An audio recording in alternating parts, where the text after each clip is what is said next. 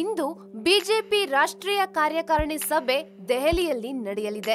BJP ರಾಷ್ಟ್ರೀಯ ಅಧ್ಯಕ್ಷ ಅಮಿತ್ ಶಾ, ಪ್ರಧಾನಿ ನರೇಂದ್ರ ಮೋದಿ ನೇತೃತ್ವದಲ್ಲಿ ಈ ಕಾರ್ಯಕಾರಿಣಿ ಸಭೆ ನಡೆಯಲಿದೆ.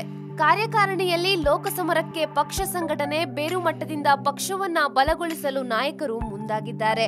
ದೆಹಲಿಯ ರಾಮ್ಲೀಲ್ ಮೈದಾನದಲ್ಲಿ ಈ ಕಾರ್ಯಕಾರಿಣಿ ಸಭೆ ನಡೆಯಲಿದೆ. 12,000ಕ್ಕೂ ಅಧಿಕ ಬಿಜೆಪಿ ನಾಯಕರು ಕಾರ್ಯಕಾರಿಣಿಯಲ್ಲಿ ಭಾಗಿಯಾಗಲಿದ್ದಾರೆ. ಇಂದಿನ ಮೊದಲ ಸಭೆಯನ್ನ ಅಮಿತ್ ಶಾ ಉದ್ಘಾಟನೆ ಮಾಡಲಿದ್ದಾರೆ. ಕೇಂದ್ರ ಸಚಿವರು ಹಾಗೂ ಕೆಲ ಹಿರಿಯ ಮುಖಂಡರು ಭಾಷಣವನ್ನ ಮಾಡಲಿದ್ದಾರೆ. ಈಗಾಗಲೇ ರಾಷ್ಟ್ರೀಯ ಕಾರ್ಯಕಾರಿಣಿಯಲ್ಲಿ ಪಾಲ್ಗೊಳ್ಳಲು ಬಿಜೆಪಿ ರಾಜ್ಯಾಧ್ಯಕ್ಷ ಬಿಎಸ್ ಯಡಿಯೂರಪ್ಪ ದೆಹಲಿಗೆ ತಲುಪಿದ್ದಾರೆ.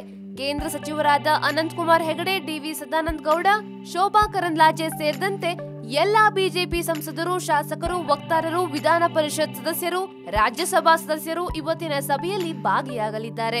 ಮಹಾಸಮರಕ್ಕೆ ಕೈಗೊಳ್ಳಬೇಕಾದ ಪೂರ್ವ ಸಿದ್ಧತೆಗಳು, ಎದುರಾಳಿ ಪಕ್ಷಗಳನ್ನ ಯಾವ ರೀತಿ ಎದುರಿಸುವುದು, ಚುನಾವಣಾ ಕಾರ್ಯತಂತ್ರ, ಪ್ರತಿಪಕ್ಷಗಳ ತಂತ್ರಕ್ಕೆ ಕಾರ್ಯತಂತ್ರ, ಪ್ರಣಾಳಿಕೆ ಸಿದ್ಧಪಡಿಸುವಿಕೆ, ಕೇಂದ್ರದಲ್ಲಿ ಮತ್ತೆ ಬಿಜೆಪಿ ಅಧಿಕಾರಕ್ಕೆ ಬರಲು ಕೈಗೊಳ್ಳಬೇಕಾದ ರಣತಂತ್ರಗಳ ಬಗ್ಗೆ ಅಭಿಪ್ರಾಯವನ್ನ ಪಡೆಯಲಿದ್ದಾರೆ.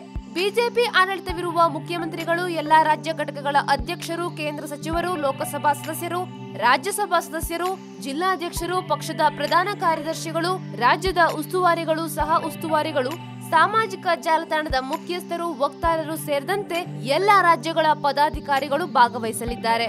ಸದ್ಯ ರಾಜ್ಯದಲ್ಲಿ ಕಾಂಗ್ರೆಸ್ ಜೆಡಿಎಸ್ ನೇತೃತ್ವದ ಮೈತ್ರಿ ಸರ್ಕಾರ ಇದೆ. ರಾಜ್ಯದಲ್ಲಿ ಮತ್ತೆ ಕರ್ನಾಟಕದಲ್ಲಿ ಬಿಜೆಪಿ ಸರ್ಕಾರ ರಚನೆ ಆಗ್ಬೇಕು ಅಂದ್ರೆ ಏನೆಲ್ಲ ತಂತ್ರ ಹೂಡಬೇಕು ಅನ್ನೋದು ಇಂದಿನ ಸಭೆಯ ಚರ್ಚಾ ವಿಷಯ. ಈ ಸಭೆಯಲ್ಲಿ ಅಮಿತ್ ಶಾ ಮತ್ತೆ ಸರ್ಕಾರ ರಚಿಸುವ ಬಗ್ಗೆ ಅಧಿಕೃತ ಅಭಿಪ್ರಾಯವನ್ನ ತಿಳಿಸಲಿದ್ದಾರೆ ಎನ್ನಲಾಗ್ತಿದೆ.